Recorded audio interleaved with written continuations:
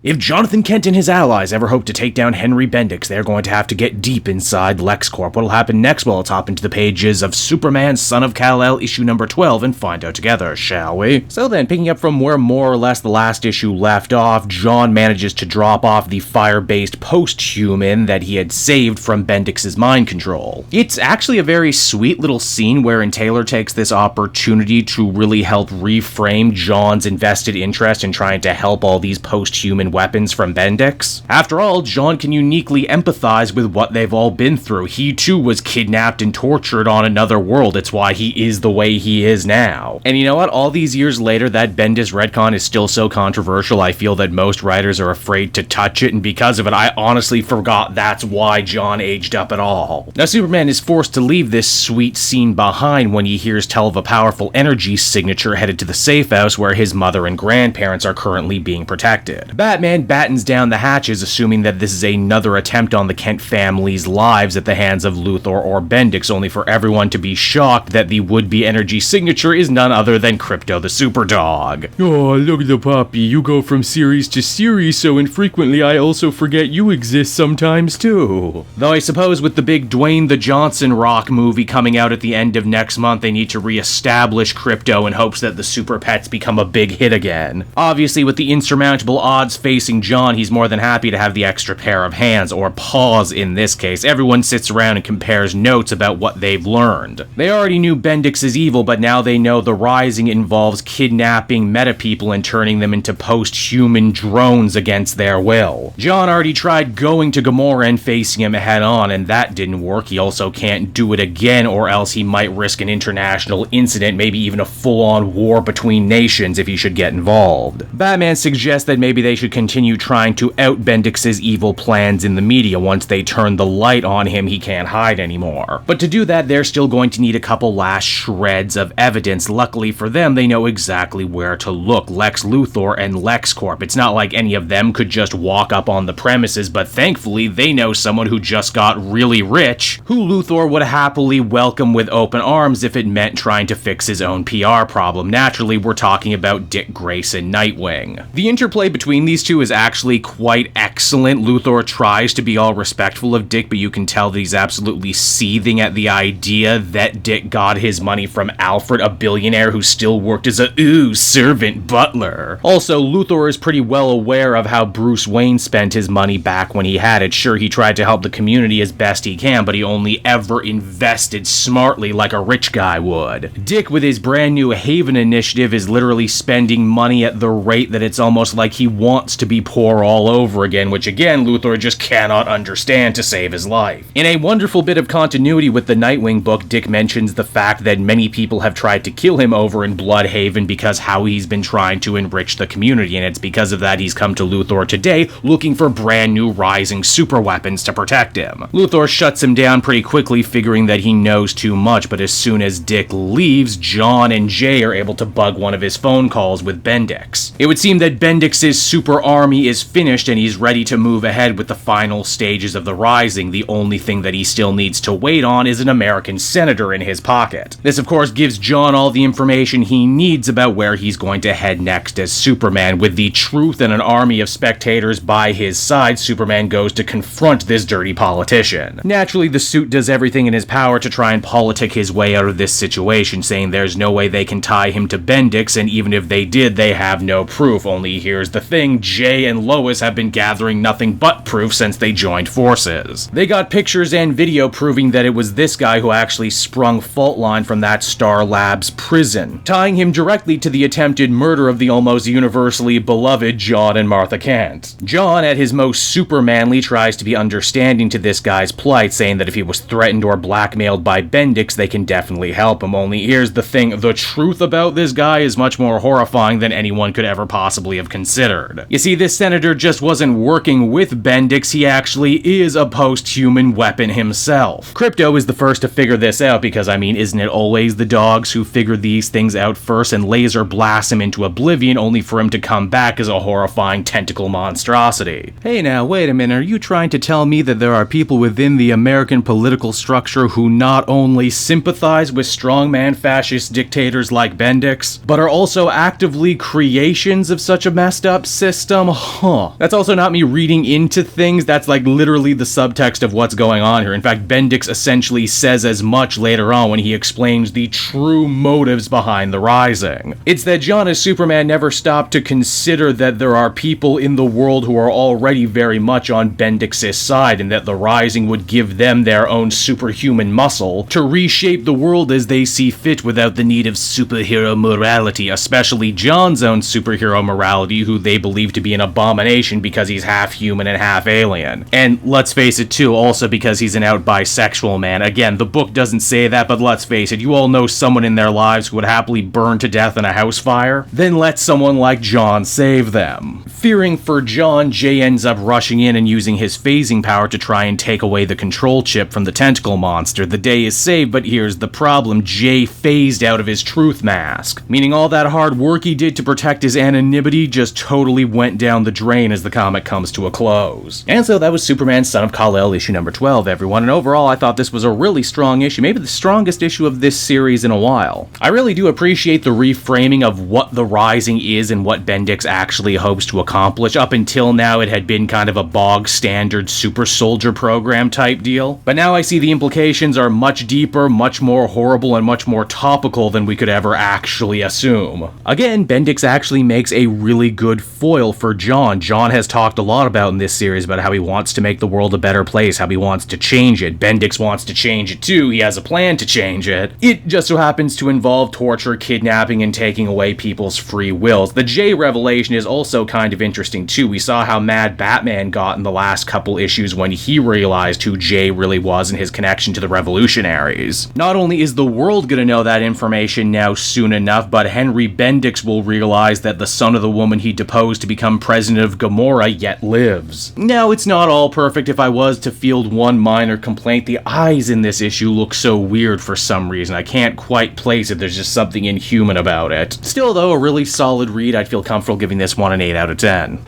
Hey there everyone, it's your old pal Cape Jewel, and if you're seeing me right now, that means you watched to the end of the video, which I am very appreciative of.